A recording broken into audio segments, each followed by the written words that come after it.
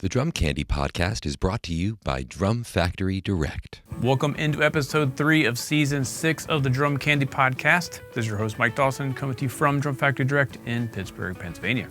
If you live anywhere near Pittsburgh and you don't have anything to do, on April 28th, head over to Hawthorne Drum Shop where we are co-sponsoring a masterclass with the great Carter McLean. He's going to be there from 4 to 7 with a 4 to 6 window for a real up-close masterclass where I think we're going to have a couple kits set up so you can play it for him. He'll explain some things he's been working on. It's going to be a great hang, so if you're interested, it is $99 a ticket. You can purchase your tickets at Eventbrite. Just search for Hawthorne Drum Shop or Carter McLean Masterclass and you'll find it. That is in sponsorship with the Pennsylvania chapter of the Percussive Arts Society, Istanbul AGOP, Evans, ProMark, Hawthorne Drum Shop, Drum Factory Direct, and the Drum Candy Podcast. Again, that is April 28th. We'd love to see you there from 4 to 6 for the Carter McLean Masterclass. In this week's episode, I want to share some lesson material that I've been working on with some students and myself to help develop independence in a creative, musical, and logical way. I'm calling it practical independence. We're doing the first 2 parts here. This is designed for anyone who plays drum set, period. Any style, rock, jazz, pop, funk, hip hop, improvisation, whatever you play, you're gonna need this. So I'm breaking it down very simply, starting out at first with just a single limb ostinato and then single limb melodies played over that. So let's break it down. I like to start with the quarter note. So take your dominant hand, whichever one plays time on the ride cymbal or hi-hat, and just play quarter notes with that hand. Pick a tempo that's nice and slow. I've got my metronome at 70. So our ostinato is just continuous quarter notes. I'm gonna play on the bell of this ride cymbal.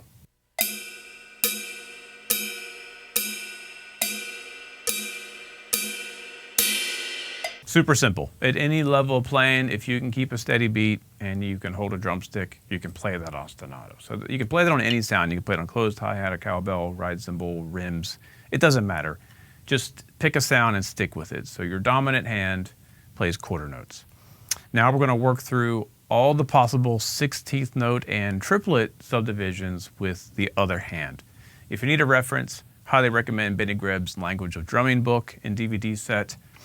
That kind of explains this concept of subdividing and grid-based practice that's been used often. Gary Chafee years ago had taught this way, and most like marching band and drumline concepts are taught this way. But the Benny's Language of Drumming is also one of the finest manuals for this. So we're going to take the left hand in my case because I'm right hand dominant, and I'm going to just play a single 16th note on the downbeat for 4 times, and I'm going to shift it to the E, then to the and then to the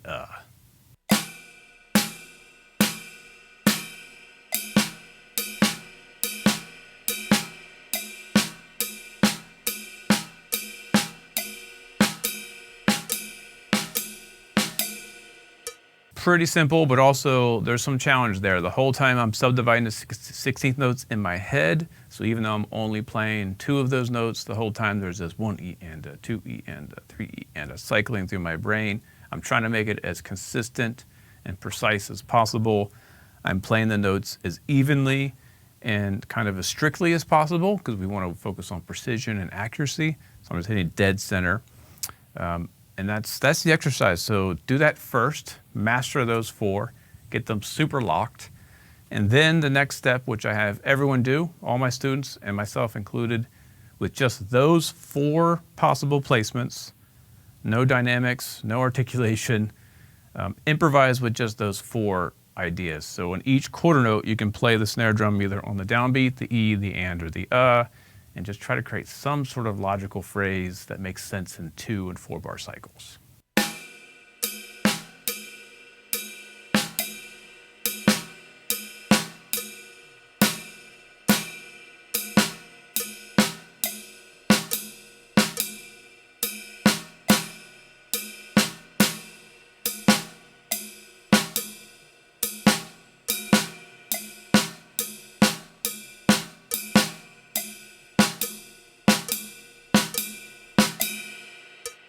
So those were 4 bar phrases, whether you were counting along or not. Hopefully if you're counting along, you can hear how I'm gradually adding more ideas or repeating things that kind of fit within a 4-bar structure. Really important to internalize that concept of 2 and 4-bar phrasing while you do this. And I'm trying to play them as accurately as possible and as consistently as possible. I did hit a rim shot on the first note, so you probably heard that. That wasn't intentional. But that's that's the first kind of improvisation creativity step. Just make up phrases using that bare minimum content of a single 16th note, either on the E, the and, the or the downbeat.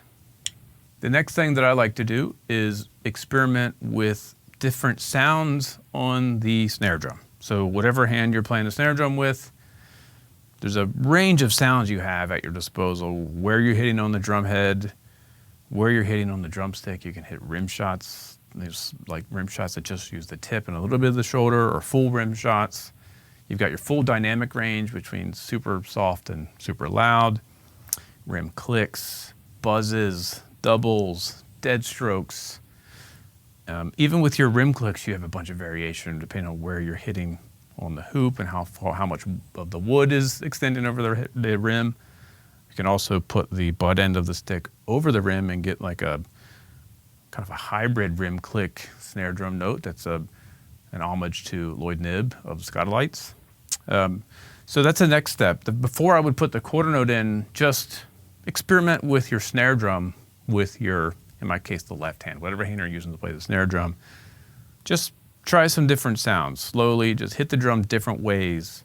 They kind of give a concept of, what's your palette within this single instrument.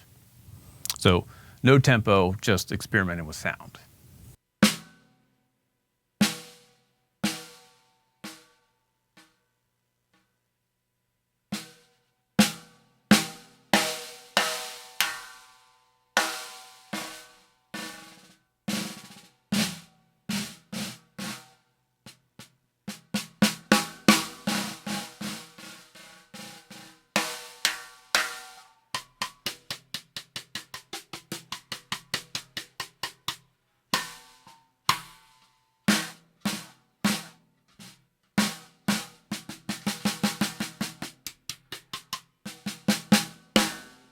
Sounds kind of silly, sounds like a kid just smacking a snare drum around, but it's important to kind of establish your sonic palette. There's a lot of options. I didn't even hit the rim, just hitting the rim or hitting the shell.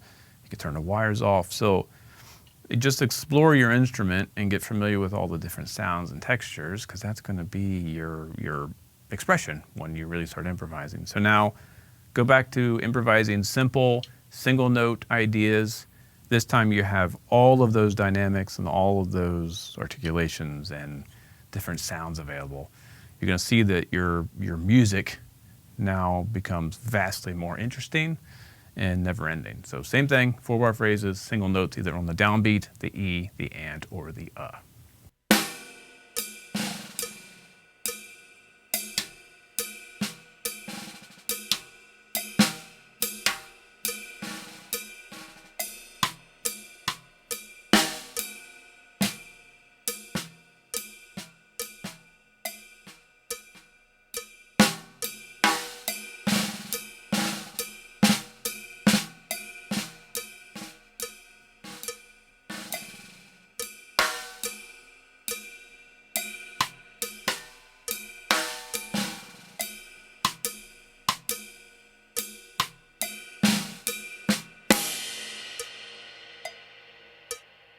Right, so I don't know the math of how many options, but we went from having 4 options, which was either on the downbeat, the E, the and, or the at one single dynamic, exponentially, because each of those notes can be played in thousands of different ways, at least hundreds of different ways. So that's something to just sit with, explore. Don't forget about the quarter note, trying to keep that consistent. I allow the quarter note to go up and down dynamically to kind of shape along with the snare drum solo, but you can maybe just decide to be super strict with that and keep that at one dynamic and work on the independence of your dynamics between hands. So there's a whole lot to explore with that. The next thing is to take that hand that's playing the melody, in my case it's the left hand. Now you can move it around to all the other instruments on your drum set that aren't playing a quarter note. So I've got snare drum, I've got 2 toms, I've got a crash cymbal, and I've got a hi-hat. And each of these instruments has hundreds of different nuanced sounds that you can explore. So now you've got infinite options. You can create a lot, much more interesting and melodic ideas with it. So this is where you can really kind of get lost and spend hours and hours and hours. So again, keep it simple. Single 16ths on the downbeat, the E, the and, or the and that's it. And just explore your drum set, trying to make cohesive 2 and 4 bar phrases.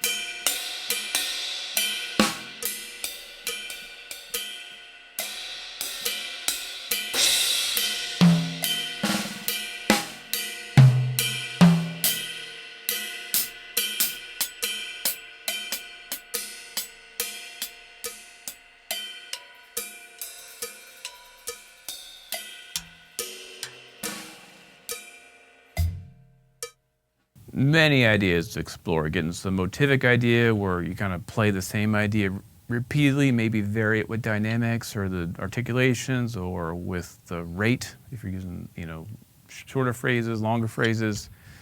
Introduce a new character and then explore that relationship of that character. And like the crash came in later, so then that became a character that's having a conversation with the other 3 that were already going on. And then when I brought in the hi-hat, that was a new character. You've got hitting pieces of the hardware. I mean, there's so many ideas to explore. Just limit your options to just that single 16th note until you feel like you've exhausted it. You could probably keep going further.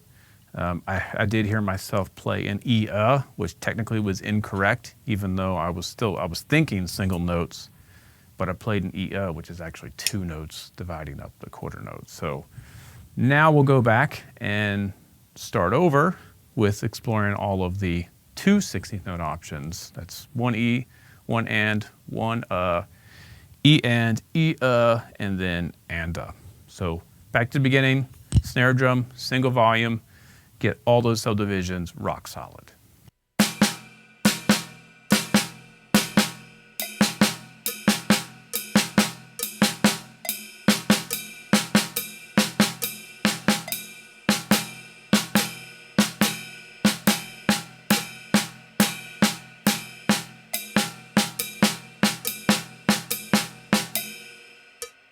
Once those are super solid, you feel like you've got good control over them, I will do the same thing, explore dynamics and sonics with just a single instrument, just a snare drum, get those happening, make some music out of it, then start orchestrating it. So I'm gonna go right to the final step with the 2 notes, which is playing a melodic solo using 2 16th notes per quarter note, 1 or 2. You can always go back to just using a single note.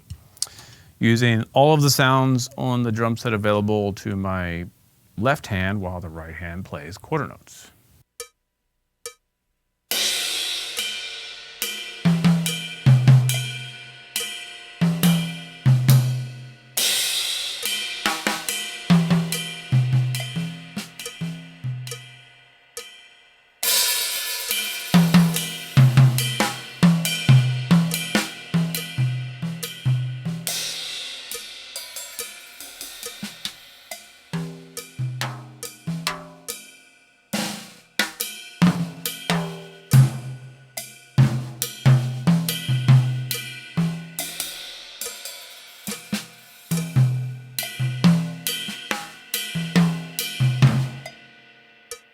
You can tell so many different stories depending on, I came in loud with the crash and the toms were kind of countering that. I mean, just think of storytelling, think of simple, basic melodic ideas that you can return to.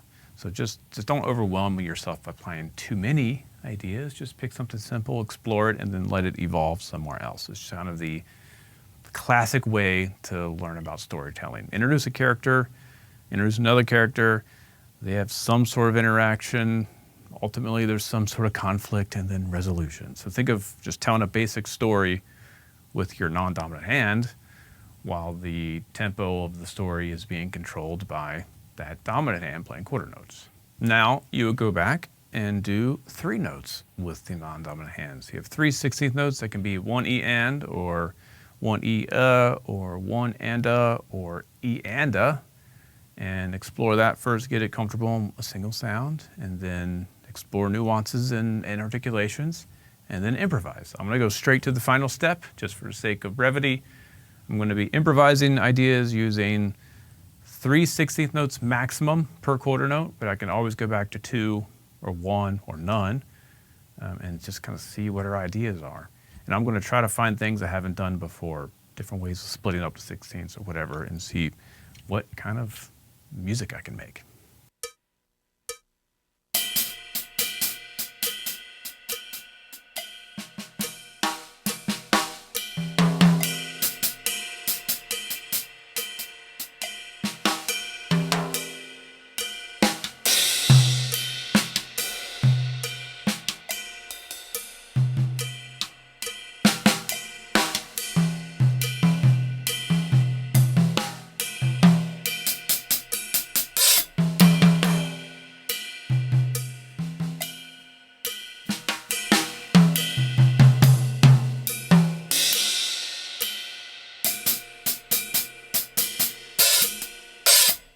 I hope you heard the mistake I made where I changed the ostinato part.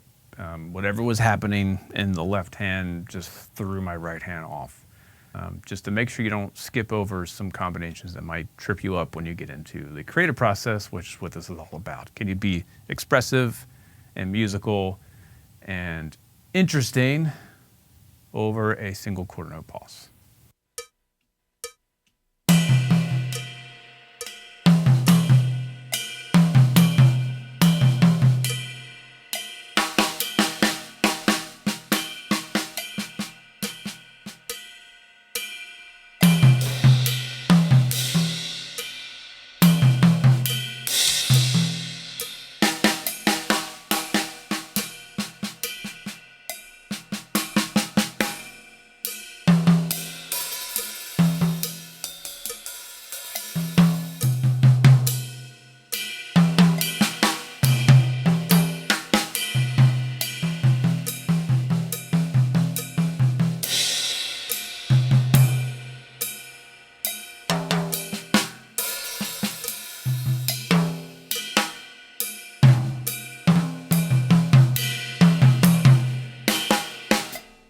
Again, some mistakes were made, but I didn't let it derail my ideas. I didn't let it derail my control of the overall pulse and the overall arc of the story. But I did, like, as the mistakes happened, I thought, okay, that was because I was doing a 3-note group and da da da da da da da, and I started splitting it. Something was just unfamiliar, so I will go back and hit those as a practice routine later. But overall, I'm happy that I went for some things that I'd never done before, and I discovered some blind spots that I now have to practice. So that's the whole point. When you get into the improvisation, that is testing your fluency. How well have you mastered the core root vocabulary words to then speak in a unique, interesting, and completely off-the-cuff fashion? I tripped over my tongue a little bit, so I have to go back and work on the vocabulary a little bit more. Try them in different contexts, just work out the mechanics of them. So that's what the improvisation, it tests your fluency. It tests, how well do you know the material? How free are you to try things you've never tried before and not have it completely fall apart? So each time you do it, try some new ideas, discover things you can't do, go back and practice those little chunks of ideas, and then it'll just keep adding to your vocabulary. So that's the goal. That is the first step, quarter notes with your dominant hand, 1, 2, 3, and 4 16th notes. I would go back and do the exact same thing with triplets, the whole process.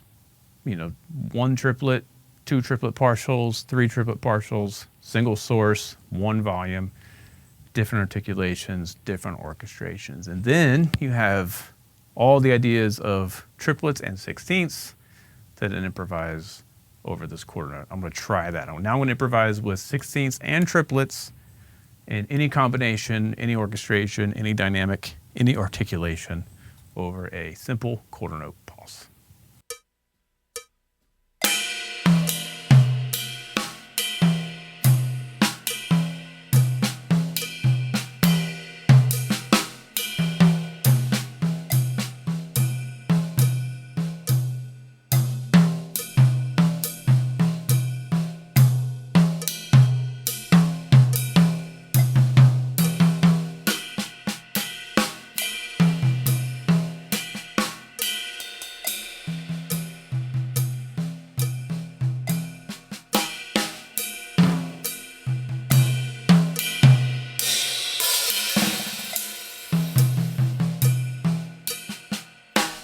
That gives you so many things to think about when you're shifting between subdivisions and all the independence that's involved in making those different subdivisions work over a quarter note, and then writing melodic ideas that you can superimpose over sixteenths and triplet subdivisions to create different variations. So at that point, you're now a composer. You're spontaneously composing on drum set over a steady pulse.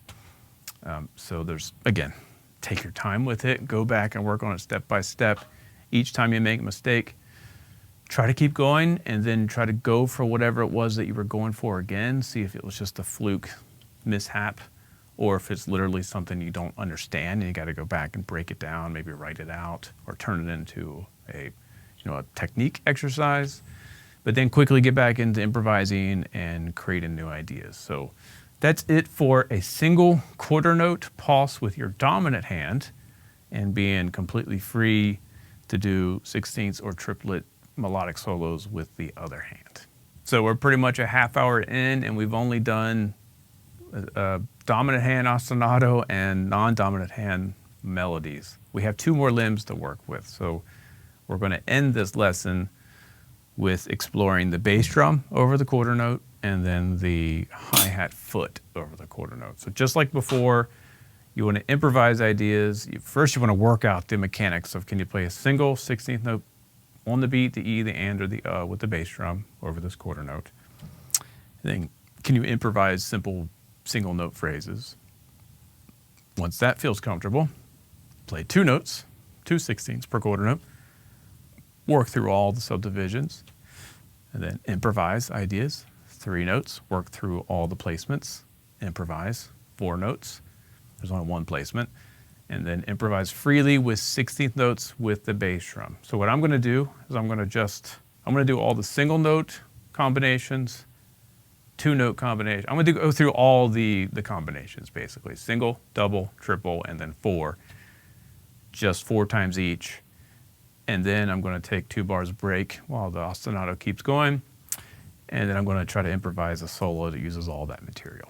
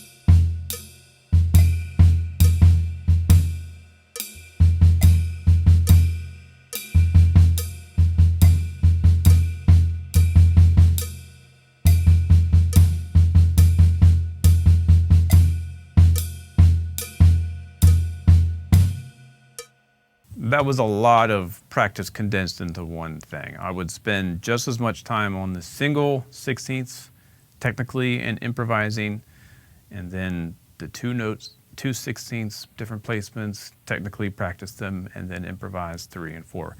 Jumping into it like that right away, unless you have complete control of all those different subdivisions and placements, you're probably going to struggle and miss some really important practice. So take your time. That was just a quick summary. That was me testing my own fluency with that material.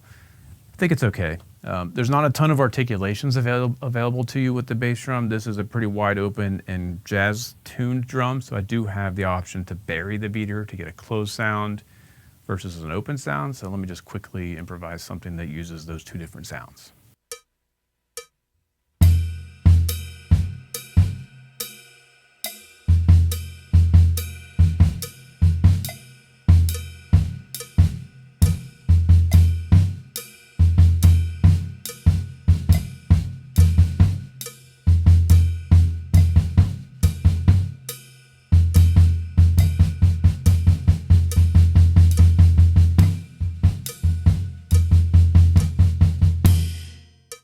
I have never tried to do 4 open bass drum notes and then 4 closed bass drum notes in a row. So that was the new thing. Will I ever do it in the real world? Maybe, who knows? But it's just something I've never done before. So now I have something I can practice is experimenting with combining open and closed notes within denser groupings. I've done a lot of open, simple ideas where some of the notes are bury the beater, some of the notes are off, but I've never really messed with mixing in open and buried ideas within groupings of 4 or 6. So I just discovered something for myself that I'm kind of interested to explore and see where it goes. Might be a dead end, but either way, it's good practice. I'm going to hopefully develop control over my foot. I want to get to know this drum better, like how much pressure do I need to create a fully dead sound, so anyway, that's the idea. That's about all there is to do with articulation with the bass drum. If you have a dead sounding drum with a pillow inside, you're probably just going to have soft and loud and every, dynamics in between. That's about it. Let's move to the left foot. Same process with your hi-hat foot. Single 16ths, shift into the down, the E, the and, and the over the quarter note. 2 notes, 3 notes, 4 notes. I'm going to do the same thing. I'm just going to play through all the variations and then improvise using those variations. And in this case, I'm trying to get as crisp and tight of a sound as possible, a consistent, closed chick sound.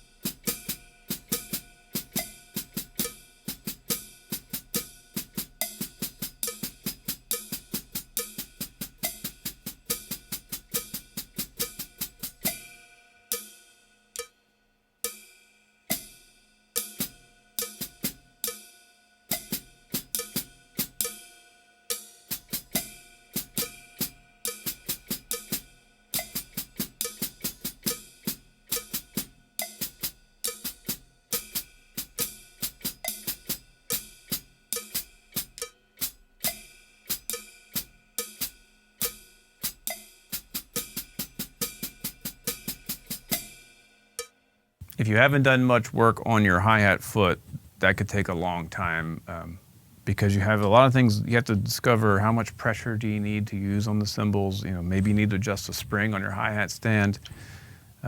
All those factors to try to get a crisp, consistent sound with no splashes or minimal splashes, and just the technique of getting that foot unlocked over a quarter note it could take a long time. Luckily, I came up in an era when Bill Stewart was hitting the scene, and he really has some freedom with his hi-hat foot. So right early on, I kind of dedicated a lot of time to practicing left foot independence. So just take your time with it. That's just 16ths. You do the same thing with triplets. And then you can explore the different nuances. You have close, you have a full splash, you've got a partial sizzle, you've got some dynamic range to mess with. So now I'm just going to improvise a 16th or triplet based solo using open close, partially closed chick sounds with just the left foot.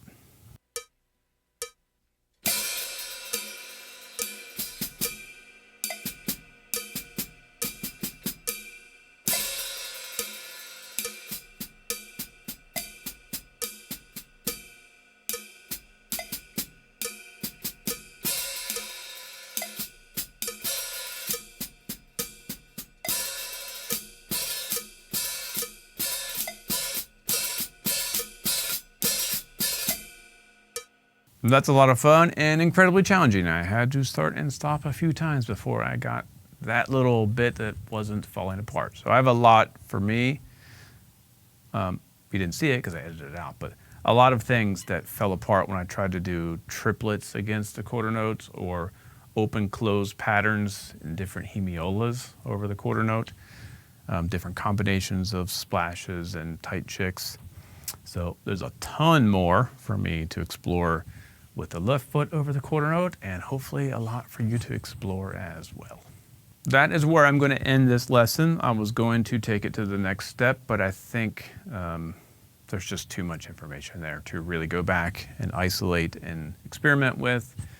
So you have a basic quarter note and all the different 16th and triplet combinations with a single limb, either left hand or non-dominant hand, your bass drum foot, your hi-hat foot, using dynamics and articulations and whatever sounds are available on your kit, trying to keep that quarter note super consistent and your subdivisions really precise and accurate, and just be creative and play some interesting little stories, little melodies on your drum set. What I would do, if you've got all that completely fluent, you feel like you're ready, of course you've got tempo to experiment with. We were at 70, so how quickly can you bump up the tempo? I mean, you really have to gauge like how fast can you play 16ths with your feet with control, and build from there. And then I would try some different ostinatos. So that was just quarter notes. I would also do, like, pick the most common ostinatos you're going to have to play on most gigs. Quarters, ace, 16th notes, offbeat ace, like a disco pattern, and then combinations of 1/8 and 2/16, 1 and a 2 and or the opposite, 2/16 and an eighth, 1E and 2E and shuffle, boom, boom, boom, dun, dun, dun, dun, dun, dun. I wouldn't do the jazz swing pattern yet because that's a 2-beat pattern. Just think of single beat ostinatos and explore all those. So shuffle all the triplets, kind of like a 12/8 feel. Dun, dun, dun, dun, dun, dun, dun, dun, dun, dun, dun, dun. So go back and just work on all those ideas over those different dominant hand ostinatos. And don't be afraid to explore 16ths over triplets or triplets over the 16ths. Those polyrhythms are pretty common and there's a lot of challenges involved there. So that could, I mean, we're going to come back to this in a few weeks and explore the next part of this series. That should keep you busy for about a month if you're really being diligent and being patient, exploring all of your options. So that's single limb ostinato, single limb melodies, practical independence, part 1. For this week's Warehouse Pick of the Week, I'm going to feature a pair of ProMark Carter McLean drumsticks. If you don't know about these drumsticks, I've got a short little explanation and demo here. These are great sticks. I got to beta test them when Carter was designing them with ProMark back when I was subbing for him on Lion King. I got to use them in the pit with Lion King for a few, I guess it would have been over a year or so when those were in production and I was still subbing on the show. Great stick, really balanced. It's a big stick, but it actually plays lighter, so I didn't get exhausted by the end of the show, and it's a very demanding show. By the end of the bows, when I was using a 3A, I think was the stick that he was using before that, I would be worn out because it's a powerful show, lots of drums, very active, and the very last thing is super fast. But when when he had his sticks in there, it felt, real light and still powerful, but it didn't wear me out. So it's a perfectly balanced stick. That's a unique tip. So here's a demo I made for Drum Factory Direct's website. Go check them out. We have them in stock over at drumfactorydirect.com if you want to check out a pair. Take a look. This is the ProMark Artist Series Carter McLean drumstick. The Carter McLean stick is made from premium hickory and features a custom tip shape that promotes an array of different sounds depending on the angle that you strike the drum or cymbal.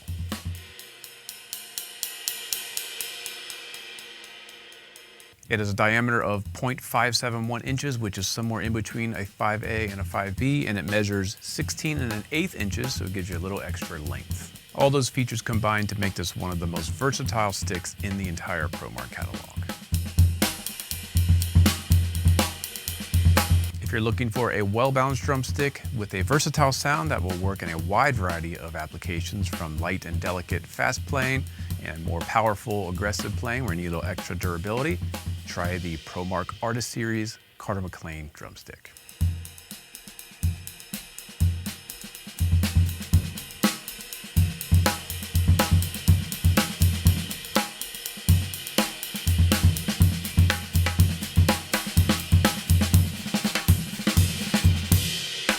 And that will do it for this week's episode. If you like the show, please give us a 5-star rating, write a review on whatever platform you get the show, subscribe to our YouTube channel, drop a comment, share the clips. We've been posting some shorts and some reels, so if you see anything you like, please share it. We appreciate you, and we'll see you next week.